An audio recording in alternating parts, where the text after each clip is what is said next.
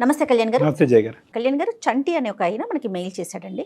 పెళ్లికి ముందు తను చేసిన తప్పిదాలు తర్వాత తన జీవితాన్ని ఎలాంటి అగమ్య గోచరంలో పడేశాయో, ఏం చేయాలో తెలియక ఇమీడియట్గా డాక్టర్ గారితో మాట్లాడాలి, ఆయన సలహా నాకు కావాలి అని చెప్పి పూర్తిగా మెయిల్ అంతా పెట్టాడండి. అయితే ఎపిసోడ్ స్టార్ట్ చేసేకి ముందు అతను కొన్ని మనకి ఆడియో ఫైల్స్ పంపించాడండి. ఒక్కసారి ఇవి విన్నాక మనం అతనితో మాట్లాడే ప్రయత్నం చేద్దాం. ఈ మధ్యకాలంలో మనం ఈ ఆడియో ఫైల్స్ అనేవి ఎక్కువగా వింటున్నాం. ఏది ఇప్పుడు లేటెస్ట్ గా జరిగింది? అవునండి. ఏంటి చంటి కాల్ రెస్పాన్స్ అవ్వవు? చెప్పేంటి ఇప్పుడు? నాకు 60 lakhs కావాలని చెప్పాను కదా. 30 lakhs ఇచ్చా కదా నేను. 30 lakhs కావాలి, నేను లైఫ్ లో సెటిల్ అవ్వాలనుకుంటున్నా, ఇల్లు కొనుక్కోవాలనుకుంటున్నా చెప్పాను కదా. అవును, నాకు కూడా మ్యారేజ్ అయ్యి 2 పిల్లలు ఉన్నారు, నేను కూడా చెప్పా కదా. నీకు మ్యారేజ్ అయితే ఏంటి మరి 3 years కలిసి? మొదట్లో అనుకోలేదు కదా నేను. మొదట్లో అనుకునేది ఏంటి చంటి? ఇప్పుడు నాకు ఇవన్నీ చెప్పొద్దు నువ్వు. లేదు అంటే నువ్వు అప్పుడు మాట్లాడిన వీడియోస్, కాల్ రికార్డ్స్ అన్ని నేను సోషల్ మీడియాలో పెడతాను. అప్పుడు చూడు మరి ఏదైతే నేనేం చేయాలో అప్పుడు చేస్తా. ఇచ్చా కదా నేను. ఇప్పుడు ఇవ్వమంటే నేను ఎక్కడ నుండి తెచ్చి? నాకు సంబంధం లేదు అవన్నీ, నువ్వేమైనా చేసుకో, నాకు మాత్రం నా పైసలు నాకు కావాలి అంతే. నా పైసలా? ఇంకొకటి కూడా ఉందండి, ఒక్క నిమిషం. అంటే ఎన్నిసార్లు అడగాలి నిన్ను? పిచ్చిదల్లా అడుక్కోవాలా నేను నిన్ను పైసలు ఇవ్వమని? నీకు చెప్పాను కదా నేను, నువ్వు ఏం చేసుకుంటావు చేసుకో. ఏం చేసుకుంటానా తెలియదా? 3 సంవత్సరాలు కలిసినప్పుడు నైట్ టైమ్ లో నా పక్కన వాడు జీవితాంతం చూసుకుంటా నిన్ను. జీవితాంతం తెలియదా? ఏంటి నాకు ఎందుకు చేసేటప్పుడు? ఏంటి నాకు? అవును, నువ్వు చెప్పావు కదా, నువ్వు జీవితాంతం నేను చూసుకుంటా, నిన్ను పోషిస్తా, లైఫ్ లాంగ్ నేను సెటిల్ చేస్తా అని చెప్పినావు కదా. ఇప్పుడు ఏమైతుందిరా నీకు? నాకు సంబంధం లేదు, చెప్పిన మాటలను ఏం చేసినావు? నన్ను ఇప్పుడు సెటిల్ చేయి, నువ్వు ఏదైనా ఏమైనా వేసుకో, ఏమైనా. నా పైసలు నాకు కావాలి బే, నా పైసలు మనం మాట్లాడుకున్న వీడియోస్ అన్ని సోషల్ మీడియాలో అప్లోడ్ చేస్తా చూడు. తిరిగేసి చేసుకుని ఎంజాయ్ చూసుకుంటా అన్నావు కదా, చూసుకుంటా, లైఫ్ లాంగ్ చూసుకుంటా అని. నాకు అవసరం ఉంది డబ్బులు, నాకు తెలియదు. నువ్వు చెప్పినావు నన్ను చూసుకుంటా అని, నా పైసలు నాకు కావాలి. హలో, నువ్వు ఏం చేసుకుంటావు చేసుకో, అర్థమైందా? నేను చూడు చూడు ఏం చేస్తాను, చూడు ఏం చేస్తాను చూడు, నేను ఏం చేస్తాను సోషల్ మీడియాలో పెడతా చూపించుకో, నువ్వు చేసుకో. నువ్వు చూడు. నాకు ఈ ఆడియోలు ఇప్పుడు విన్నాను మనకి ఈమెయిల్ పంపించిందా? ఎవరు? ఈ అబ్బాయి పంపించారు అండి. ఇప్పుడు ఎవరైతే మనకి ఫోన్ లో వినిపిస్తుందో గొంతు, మెయిల్ వాయిస్, వీళ్ళిద్దరిలో లివ్ ఇన్ రిలేషన్షిప్ ఉన్నట్టుంది. ఈ అబ్బాయి ప్రస్తుతానికి అయితే మ్యారేజ్ అయిపోయింది. వాళ్ళ ప్రేమ కంటిన్యూ అవ్వట్లేదు కానీ బ్లాక్ మెయిల్ మాత్రం కంటిన్యూ అవుతుంది పూర్తిగా. అసలు ఎంత వల్గర్ లాంగ్వేజ్ మాట్లాడుతుందండి ఆమె. ఏమో ఇతని బ్యాక్గ్రౌండ్ ఏంటో, ఇతను చేసిన ప్రామిస్ ఏంటో కూడా చూడాలి. ఇప్పుడు ఇవన్నీ మొత్తం అన్ని ఇవే వింటున్నాం. అంటే అబ్బాయితో కాల్ కలిపే ముందు ఈ మధ్యకాలంలో మనం విపరీతంగా వినిపిస్తున్నటువంటి పోకళ్ళు, రికార్డింగ్లు, పోటీల మీద అక్కడ కేసులు పెట్టేటాలు, దానికంటే స్పీడ్గా ఏంటంటే అట్నుంచి ఇట్నుంచి ఆధారాలు ప్రజెంట్ చేసేసుకోవటాలు, పబ్లిక్ చేసేటటువంటి క్రమంలో ఒక ఆడపిల్ల ముందుకొచ్చి నన్ను ఒక మగాడు మానభంగం చేశాడు, లేదంటే ఇంకో విధమైనటువంటి ప్రవర్తన నాతో మొలస్టేట్ చేశాడు అనేటటువంటి క్రమంలో అక్కడ పోయినటువంటి ఆ బాధ కంటే ఇక్కడ నేను ఇంకోటి ఏదో పోగొట్టుకుంటున్నాను, నా జీవితం పబ్లిక్ అవుతుంది, ఇంట్లో 4 గోళ్ల మధ్య జరిగేటటువంటిది నా బయటకు వస్తుంది అనేటటువంటి అంశాన్ని ఎందుకు పరిగణలోకి తీసుకోవట్లేదు అనేది ఒకటి. అసలు ఏ బేస్మెంట్ మీద, ఎటువంటి కండిషన్స్ మీద, ఎటువంటి ఆలోచన మీద, ఎటువంటి పునాదుల మీద వీళ్ళ యొక్క ప్రేమాయణం కానీ లివింగ్ రిలేషన్షిప్ కానీ ముందుకు పోయింది అనేది ప్రధానమైనటువంటి అంశం. ఎప్పుడైతే కనుక ఒకళ్ళు ఇంకొకరికి సాక్రిఫైస్ చేస్తారో అది మనస్ఫూర్తిగా ఒక ప్రేమతో కూడినటువంటి త్యాగం అవుతుందో ఇటువంటి గొడవలు రావు. ఎప్పుడైతే కనుక ఒకళ్ళు సాక్రిఫైస్ చేస్తారు, ఏ విధంగా సాక్రిఫైస్ చేస్తారు? ఒకరికి ఒక వర్క్లో, ఒక డాన్స్ అవనివ్వండి, లేదంటే ఇంకో వర్క్లో చిన్న వయసులోనే వచ్చి వాళ్ళకి సపోర్ట్ చేయడం అనేది జరిగింది. అవతల వాళ్ళని పూర్తి స్థాయిలో వాళ్ళ యొక్క కెపాసిటీని వాడుకోవటం జరిగింది. కానీ ఫైనల్గా కట్ చేస్తే ఏంటంటే, ఎప్పుడైతే కనుక ఈ హెల్ప్ చేసినటువంటి వ్యక్తి నాకు నేనుగా నిలబడతాను, నాకు నేనుగా ఎదుగుతాను అనుకున్నప్పుడు, ఎవరైతే కనుక నా కింద పనిచేసి నాకు హెల్ప్ చేసినటువంటి నువ్వు ఎదగటం నాకు ఇష్టం లేదు అనేటప్పుడు ఇలాంటి అభ్యంతరాలు వస్తాయి. ఇంకొక సినారియోలో మనం ఈ మధ్యకాలంలో చూసింది, ఒక వ్యక్తి ఎదుగుదలకి ఇంకొకరు ఫైనాన్షియల్గా కాంట్రిబ్యూట్ చేశాము, నేను ఇంత సపోర్ట్ చేశాను, అంత సపోర్ట్ చేశాను, ఒక సినిమా తీసేటటువంటి పరిస్థితి వరకు తీసుకొచ్చాను అని అంటారు. ఈ సాక్రిఫైస్ అనేటటువంటిది, ఆర్థికపరమైనటువంటి సాక్రిఫైస్ ఈ అమ్మాయి ఆ అబ్బాయికి చేయటం అనేటటువంటిది ఎటువంటి కండిషన్స్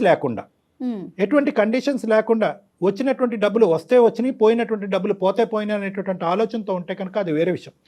ఇచ్చినందుకు జీవితాంతం ఒక వ్యక్తి నాతో పాటే ఉండాలి, ఈ మన ముడి అనేటటువంటిది ఇలాగే కంటిన్యూ అవ్వాలని ఎప్పుడైతే దాంతో కండిషన్స్ ముడిపడతాయో ఇటువంటి గొడవలు వస్తూ ఉంటాయి. ఎప్పుడైతే కనుక ప్రేమని, మన బిజినెస్ని, ఒక వ్యాపారాన్ని, డబ్బులు ఇవ్వటాన్ని తీసుకోవటానికి ముడిపెడతామో ఇలాంటి ఇష్యూస్ మొదలవుతాయి. సో ఇన్ని కండిషన్స్ ఉంటాయి అన్నమాట. రైట్ అండి, చూద్దాం చంటి ఇష్యూలో అసలు ఎలాంటి కండిషన్స్ తో ముందుకెళ్లారు, ఎందుకు ఇంత ఆడియోల దాకా వచ్చి మీడియా పరంగా నేను బయట పెట్టుకుంటానంటే పబ్లిక్ లో ఇంకొకటి కూడా- తీసుకెళ్ళటమే కదండి. ఇంకొక పాయింట్ కూడా చాలా ఇంపార్టెంట్. ఒకటి పబ్లిసైజ్ చెప్పండి. అవటం అనేది ఒక అంశం అమ్మ. రెండోది ఏంటంటే ఈ వీడియోలు బట్టి లేదంటే ఈ ఆడియో క్లిప్పింగ్స్ బట్టి వాస్తవానికి ఆ ఫోటోగ్రాఫర్లు కానీ వీటి బట్టి ఎటువంటి కన్సెన్స్కి ఎటువంటి కంక్లూజన్కి మనం రాలేం. 100% అండి. మరి చంటికి కాల్ చేస్తానండి, చేయండి. అతని వర్షన్ అసలు ఎలా ఉంది, ఎందుకు ఇక్కడ దాకా వచ్చింది అనేది మాట్లాడదాం. హలో నమస్తే అండి చంటి గారు, నేను జయానండి, సుమన్ టీవీ నుంచి మాట్లాడుతున్నాను, అందమైన జీవితం ప్రోగ్రామ్ నుంచి. నమస్తే మేడం. చంటి గారు, మీరు పెట్టిన మెయిల్ చూసాము, అలానే మీరు కొన్ని వాయిస్ రికార్డ్స్ కూడా పంపించారు. నాతో పాటు డాక్టర్ కళ్యాణ్ చక్రవర్తి గారు ఉన్నారు, ఇద్దరం కూడా రికార్డ్స్ విన్నామండి. అవును మేడం, పెట్టాను నేను. రైట్. అయితే కళ్యాణ్ గారు ఉన్నారండి స్టూడియోలో. ఒక్కసారి అసలు ఏం జరిగింది, ఈ రికార్డ్స్ దాకా ఎందుకు వచ్చింది మీ ప్రయాణం, ఇప్పుడు ఎలా సాగుతోంది, ఒకసారి మాట్లాడదామండి. నమస్తే చంటి. నమస్తే సార్. ఏం చేస్తూ ఉంటారు మీరు? కంపెనీలో సూపర్వైజర్ గా చేస్తాను. ప్రైవేట్ కంపెనీలో సూపర్వైజర్గా చేస్తున్నారు. పెళ్ళి అయిందా మీకు? పెళ్ళైంది సార్ నాకు. ఒక 2 పిల్లలు సార్ నాకు. పెళ్ళి అయింది, 2 పిల్లలు. ఎంతకాలం అయింది మీ మ్యారేజ్ అయ్యి? 5 years అయింది సార్. 5 years అయింది. హ్యాపీగానే ఉన్నారా? అరేంజ్డ్ మ్యారేజా? Arrange marriage sir. హ్యాపీగానే ఉన్నారు నాన్న? మేమిద్దరం హ్యాపీగా ఉన్నాం సార్. Very good. అది చాలా ఇంపార్టెంట్. ఈ కేసు ముందుకెళ్లే క్రమంలో అది పునాది, అది చాలా ఇంపార్టెంట్. మీ ఇద్దరు వరకు హ్యాపీగా ఉన్నారు, మీకు 2 చక్కటైనటువంటి పిల్లలు. అసలు మీకు వచ్చిన సమస్య ఏంటి? ఈ ఆడియో క్లిప్పింగ్స్ ఏంటి? ఆడియో క్లిప్పింగ్స్ లో మాట్లాడుతున్నటువంటి అటువైపు ఉన్న ఆడపిల్ల ఎవరు? ఆవిడ మా అంటే పాత గర్ల్ ఫ్రెండ్ సార్ నాకు. చంటి, అసలు ఆ అమ్మాయి ఎక్కడ పరిచయం అండి మీకు? నేను వర్క్ చేసే దాంట్లోనే నాకు పరిచయం అయింది మేడం. ఇప్పుడు ఆ అమ్మాయి ఏమో నాకు ఫోన్ చేసి టార్చర్ పెడుతుంది సార్ నాకు. అంటే నాకు ఇలా సెటిల్మెంట్ చేయి, నాకు అప్పుడు చేస్తానన్నావు కదా. కాదు, అసలు మీ అండర్స్టాండింగ్ ఏంటి? కాదు చంటి, మీ అండర్స్టాండింగ్ ఏంటి? మీరు మొదటి నుంచే ఒక ఫ్రెండ్స్ ఇన్ బెనిఫిట్ లాగా, అంటే ఏదో అంటున్నారు కదా ఈ మధ్యకాలం, సరదాగా ఉందాము, 3 సంవత్సరాలు 2 సంవత్సరాలు ఉందాం, తర్వాత నీ దారి నా దారి అనుకునే బ్యాచా, లేదంటే ప్రేమించుకుని పెళ్లి వరకు తీసుకెళ్లే బ్యాచా? అంటే మేము లివింగ్ రిలేషన్స్ లోన మామూలుగా అంటే టైం పాస్ కోసం, కొంచెం ఎంజాయ్మెంట్ కోసం ఇలా అనేది మేము లివింగ్ రిలేషన్స్ అనేది చేసుకున్నాం సార్. మేము అంటే పెళ్లి అనే కాన్సెప్ట్ లేదు. ఇప్పుడు పెళ్లి అనేది కాన్సెప్ట్ లేకుండా మేము లివింగ్ రిలేషన్స్ అనేది చేసుకున్నాం. కానీ ఇప్పుడు ఆ అమ్మాయి ఆ వంకతో అడ్డు పెట్టి ఇప్పుడు నాకు అంటే బ్లాక్ మెయిల్ చేస్తుంది సార్ నాకు. అంటే మా సరదాలు మా కోసం అనుకుని మేము ఒక ఎంటర్టైన్మెంట్ కోసం అనేది మేము మూవ్ అయ్యాం సార్. అలా అందులో పెళ్లి అనే ప్రస్తావన ఎప్పుడన్నా వచ్చిందా? మరి ఎప్పుడన్నా పెళ్లి చేసుకుందాం అని చెప్పి ముందు పెళ్లి అనేది కాన్సెప్ట్ ఎప్పుడు రాలేదు సార్. రాలేదా? అంటే మేము ఏంటంటే అలా లివింగ్ రిలేషన్స్ లోనే అలాగే మేము ఒక అంటే సరదాల కోసం ఇది అనుకుని పెళ్లి కాన్సెప్ట్ అనేది ఎప్పుడు రాలేదు మా టాపిక్ లో. పనికిరాని సరదాలు ఈ రోజు మన అంటే కొంపలు ముంచుతాయి. ఇప్పుడైనా 3 years లోన ఎవరి లైఫ్ వాళ్ళు చూసుకోవాలి, ఒక ఎంజాయ్మెంట్ ఒక ఎంటర్టైన్మెంట్ అనేది. సరే, ఎక్కడ నీ సైడ్ నుంచి అయితే మాత్రం ప్రామిస్ రాలే ఆ అమ్మాయికి, మన పెళ్లి నీ సైడ్ నుంచి రాలేదు, మనం పెళ్లి చేసుకుందామా ఫ్యూచర్ లో అనే మాట ఆ అమ్మాయి సైడ్ నుంచి కూడా రాలే. రాలేదు సార్, ఓకే, కూడా సరే. రాలేదు. అంటే అక్కడ మోసం జరిగిందా లేదా అని ఆలోచిస్తున్నా. సరే, నీ వరకు వర్జన్ బానే ఉంది. ఈ అమ్మాయి ఎవరైతే ఉందో, ఎవరు నీ గర్ల్ ఫ్రెండ్, అమ్మాయి పేరేంటి? రమ్య సార్. రమ్యకి నీకు ఇలా పెళ్లి కుదిరింది, నేను పెళ్లి చేసుకోబోతున్నాను అనేది క్లియర్ కట్ గా నీ పెళ్లికి ముందు చెప్పాగా? చెప్పాను సార్ నేను. అలాగే చెప్పాను. నీ భార్యకి కూడా రమ్య అనేటటువంటి ఒక వ్యక్తి నా జీవితంలో గతంలో ఉందన్నది కూడా చెప్పారుగా? చెప్పాను సార్. సూపర్, ఓకే, అంతవరకు పర్లేదు, నో ప్రాబ్లం. రమ్యకి మ్యారేజ్ అయిందా? రమ్యకి మ్యారేజ్ అవ్వలేదు. మన కొంప అదే ముంచు. సరే, కదా విచిత్రం ఏంటంటే కనుక అబ్బాయికి పెళ్లి అయిపోయింది, ఈ అబ్బాయి పెళ్లి 5 years అయింది, అక్కడ ఆవిడ గారికి పెళ్లి అలానే ఉంది అమ్మాయి. తను వచ్చేసి నాకు ఒక 6 months నుండి టార్చర్ పెడుతుంది. ఈ అమ్మాయి ఒక 6 నెలల నుంచి ఇప్పుడు తెర మీదకి వచ్చింది. ఈ మధ్యలో ఎక్కడ కూడా మీకు కాంటాక్ట్ లేదు కదా? ఈ 5 years లో ఒక మెసేజ్ కానీ, నువ్వు ఎలా ఉన్నారా, నువ్వు తింటున్నావు, పడుకుంటున్నావు, ఏది లేదు. ఆ అమ్మాయి ఫోన్ చేసి ఫస్ట్ మీటింగ్ లో ఏమంది? అంటే నాకు ఇల్లు కావాలి, నాకు లైఫ్ లో సెటిల్ చేయాలి, అమౌంట్ కావాలి అడుగుతాను సార్ నాకు. ఇప్పుడు అసలు ఆ అమ్మాయి మళ్ళీ ఎందుకు బెదిరిస్తోంది? కేవలం తను ఏదో సెటిల్ అవ్వాలి అంతే, అంటే కమిట్మెంట్ ఏదో ఇచ్చారంటోంది కదా, నిజంగా మీరు ఆ విషయం మాట్లాడుకున్నారా? అంటే ఆ విషయం మాట్లాడుకున్నాం మేడం మేము, ఒక కమిట్మెంట్ అనేది. అంటే ఏం మాట్లాడారు మీరు?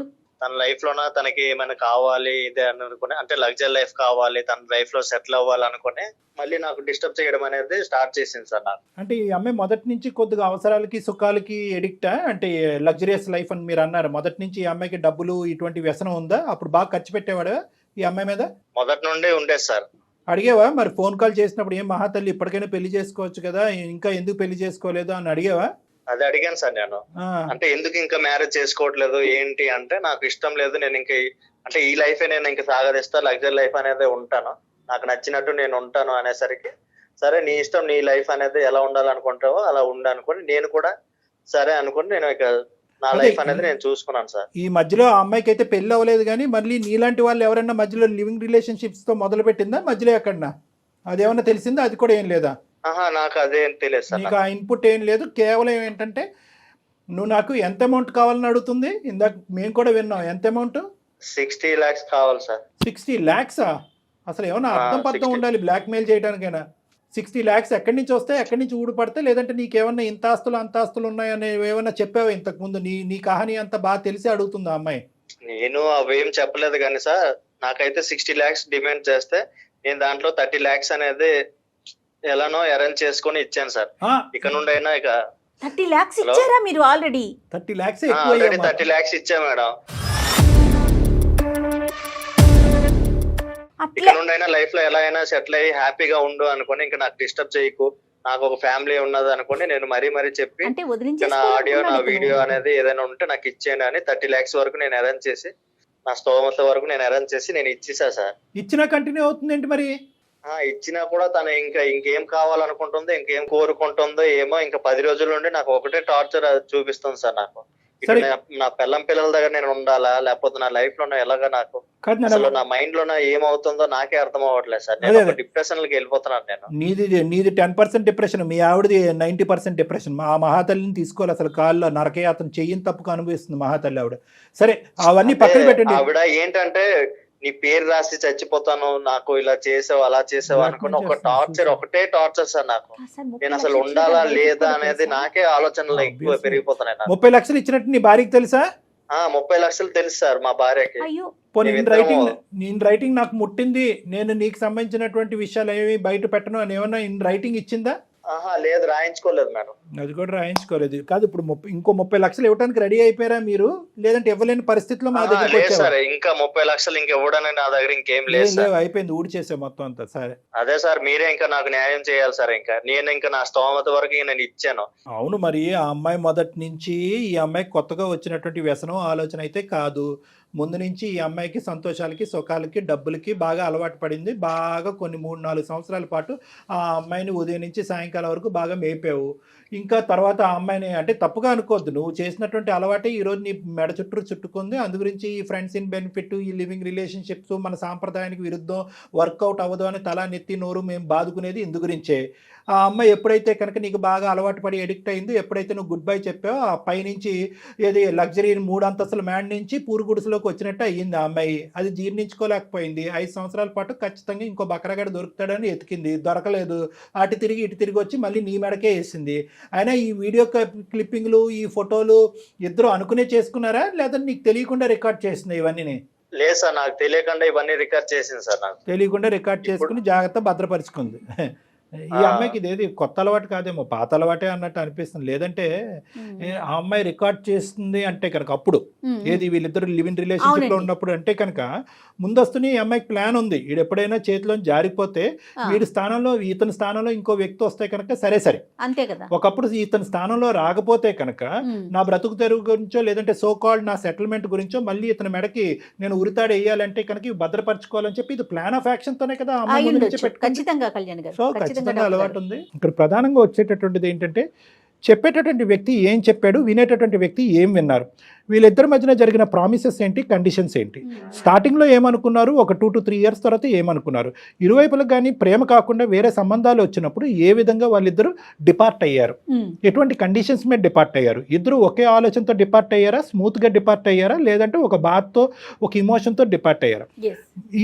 ఈ తర్వాత ఇంకొక అంశం ఏంటంటే ఆ ప్రేమించుకుని ప్రయాణం చేసేటటువంటి ఆ క్రమంలో ఇది కేవలం ఇన్ఫాక్చుయేషన్ అండ్ ఫిజికల్ అట్రాక్షన్ మాత్రమేనా, లేదంటే ఇది ఇమోషనల్ బాండా, ఇది ఒక అగ్రిమెంట్, ఒక బిజినెస్ పరమైనటువంటి కాంట్రాక్టా, లేదంటే ఒక అనుబంధమా, ఇలాంటివి లేకుండా ఏదో సూపర్ఫిషియల్గా తూతూ మంత్రం అనుకుంటూ వెళ్ళిపోయి ఆ తర్వాత వీళ్ళిద్దరి వ్యక్తిత్వాలు ఎప్పుడైతే మిస్ మ్యాచ్ అవుతాయో ఈరోజు చంటికి ఈ అమ్మాయికి జరిగినటువంటి గొడవలు జరుగుతాయి. మన టీవీల్లోని యూట్యూబ్లోని చూసేటటువంటి ఈ మధ్యకాలంలో అతను ఇలా చేశాడు కాబట్టి నేను బయటకు వచ్చాను అని చెప్పి 6 సంవత్సరాల తర్వాత ఒక అమ్మాయి రావటము, ఇంకోటి ఏదో జరిగిందని చెప్పి ఇంకో అమ్మాయి రావటము, ఈ విధంగా ఎందుకు వస్తున్నారు అంటే కనుక ఈ వ్యక్తిత్వాల మధ్యన మిస్ మ్యాచ్, ప్రధానంగా స్టార్టింగ్ ప్రేమించుకునేటటువంటి క్రమంలో ఆలోచన లేకపోవటం, లోతుగా విశ్లేషణ లేకపోవటం, దీర్ఘకాలికంగా అంశాన్ని చూడలేకపోవటం, విడిపోయేటప్పుడు ఏ ఏ పద్ధతిలో విడిపోయారని అనుకోవటం అదొకటి. ఇందాక వ్యక్తిత్వాలు మిస్ మ్యాచ్ అని ఎందుకన్నాను అంటే కనుక వీళ్ళు ఉండేటటువంటి ఇద్దరు వ్యక్తులు ఈ జరిగినటువంటి ప్రయాణాన్ని ఏ విధంగా చూస్తున్నారు? దాన్ని ఒక ప్రేమగా చూసారా,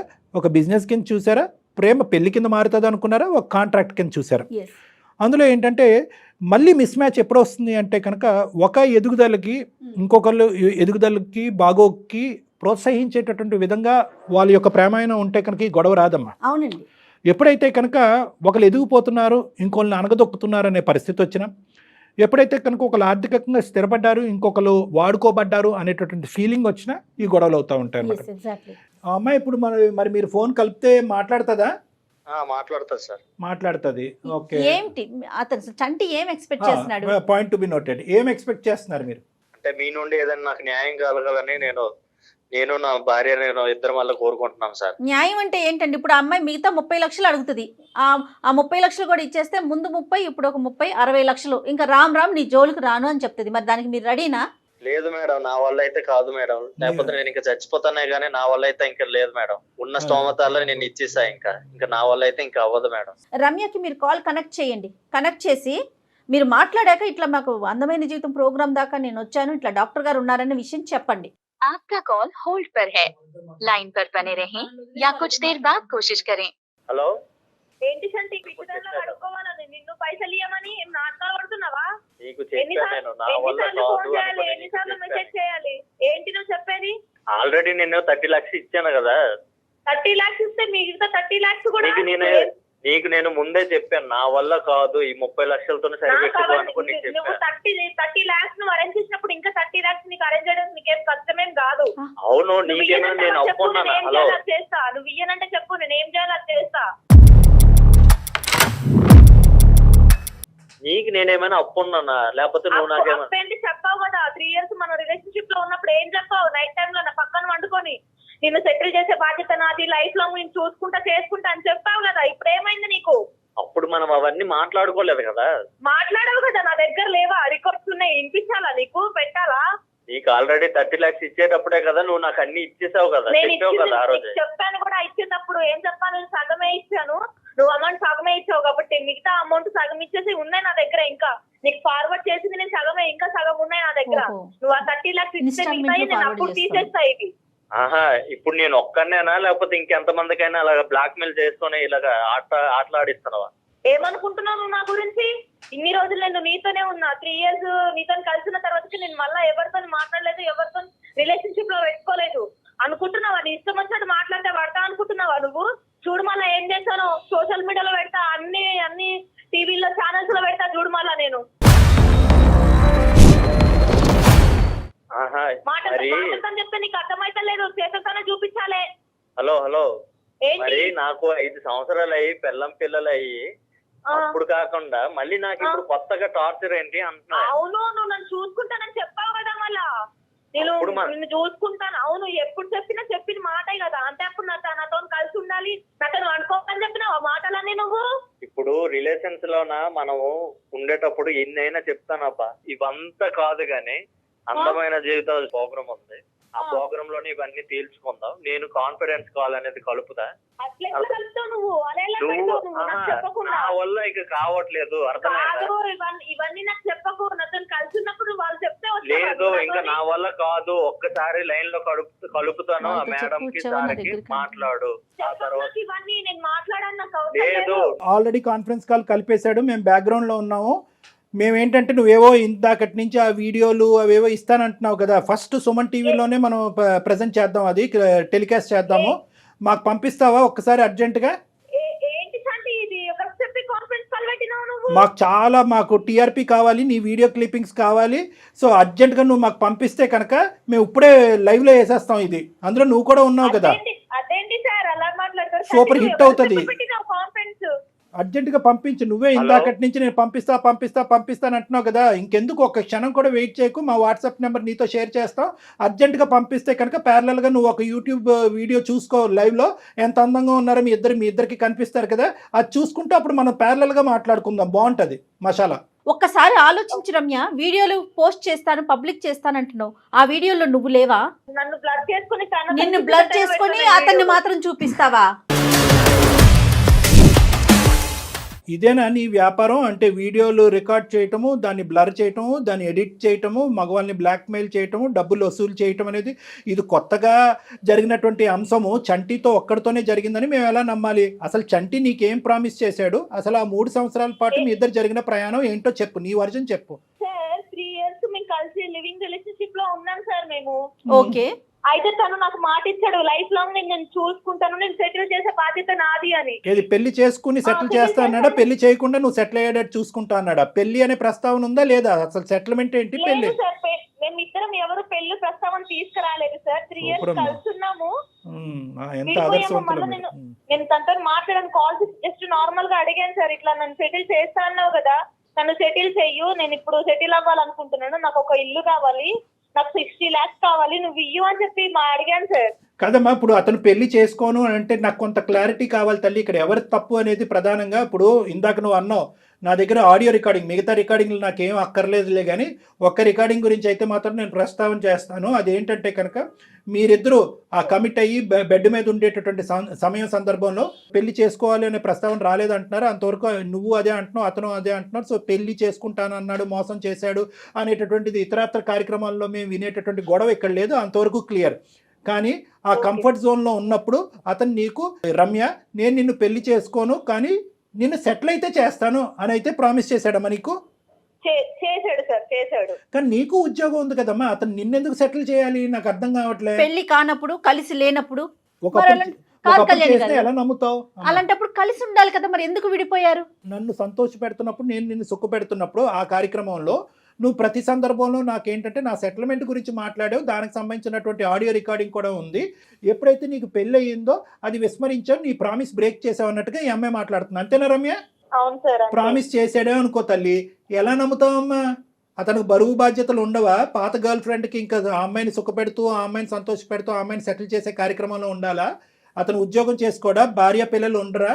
లేదు సార్, ఇవన్నీ నాకు సంబంధం లేదు. కానీ తను నాకు ఇవ్వాల్సిన 60 lakhs ఇచ్చేస్తే 30 ఇచ్చాడు సార్, ఇంకా రిమైన్ 30 lakhs ఇవ్వాలి. ఏం కాదు, నీ 30 కూడా అడిగి తిరిగి ఇవ్వాలి. అవన్నీ తర్వాత మాట్లాడదాం. డిమాండ్ చేస్తున్నావేంటి?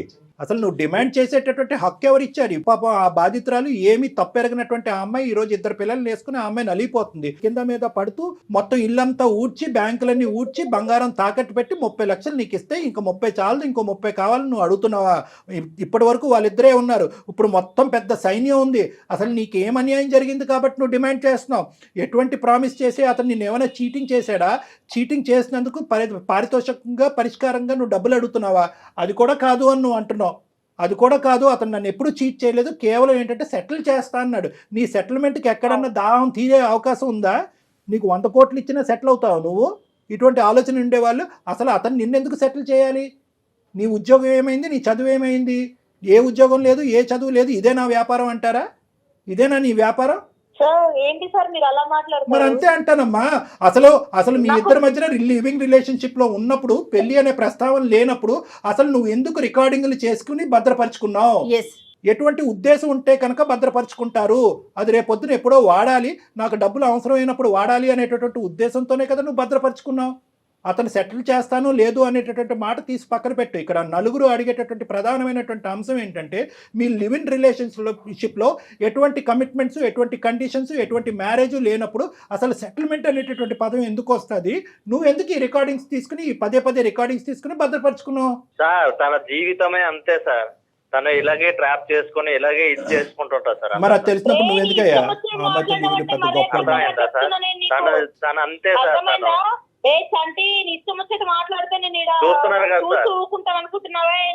అమ్మా ఒక్కటి ఇక్కడ రమ్య జాగ్రత్తగా ఆలోచించు. ఇక్కడ మీ ఇద్దరి మధ్యన ఎటువంటి కమిట్మెంట్ లేదు. ఒక సంతోషాలు సుఖాలకు పోయి పెద్దలకి తెలియకుండా ఒక పచ్చి చండాలమైనటువంటి పని చేశారు. ఇటువంటి పనులు చేసే వాళ్ళందరికీ కూడా నేను ఇదే చెప్తాను. ఎందుకంటే అంత సానుకూలంగా సాఫీగా జరిగినంత కాలం ఏమీ ఉండదు.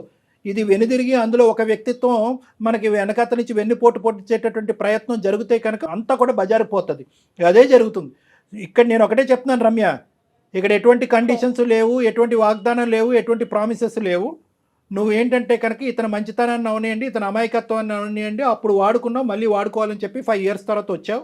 జాగ్రత్తగా గుర్తుపెట్టుకో, ఇదేదో మీ ఇద్దరి మధ్యన నలిగేటటువంటి అంశం కాదు. ఈరోజు ఇది మా వరకు వచ్చింది. నీకు చాలా కౌన్సిలింగ్ అనేటటువంటిది అవసరం. నువ్వు ఇప్పుడే ఫస్ట్ టైం పక్కదోవ పడుతున్నావు, ఇంతకు ముందు కూడా పక్కదోవ పట్టావు అనేది మాకు తెలియదు. ఇది మీ తల్లిదండ్రులకి తెలుసా లేదంటే మీ బంధువులకి తెలుసా అనేటటువంటిది నాకు అర్థం కావట్లేదు. ఒక ఆలోచన లేకుండా నువ్వు ప్రవర్తిస్తున్నావు. నీకు ఇంకా పెళ్ళి అవ్వలేదంట, ఇంకా నువ్వు ఎందుకు పెళ్లి చేసుకోలేదు? ఎందుకంటే ఒకప్పుడు పెళ్లి చేసుకుంటే కనుక ఇటువంటి వ్యాపారం కంటిన్యూ అవడానికి అవకాశం లేదు అనే ఉద్దేశంతో పెళ్లి చేసుకోవట్లేదా? ఇక్కడ చాలా అంశాలు ఉన్నాయి. మేమేమి ఇది అంత తేలిగ్గా ఉంచాం. ఎందుకంటే పబ్లిక్ చేస్తాను అని అంటున్నావు కదా. చెయ్యి, నువ్వు చెయ్యి, వీడియో పబ్లిక్ చెయ్యి, ఒక్క వీడియో పబ్లిక్ చెయ్యి. నేను ఛాలెంజ్ చేస్తున్నాను నీకు. మీ ఇద్దరు కలిసి ఉన్నటువంటి ఒక్క వీడియో పబ్లిక్ చెయ్యి. ఏ ఆడపిల్లకి అంత దమ్ము ధైర్యం ఉంటుందో చూద్దాం. అతనికి ఏమమ్మా, అతని భార్యకి చెప్పుకున్నాడు ఆల్రెడీ. అతనికి ఏం సమస్య లేదు కళ్యాణ్ వాళ్ళకి ఏం గారు. సమస్య లేదు.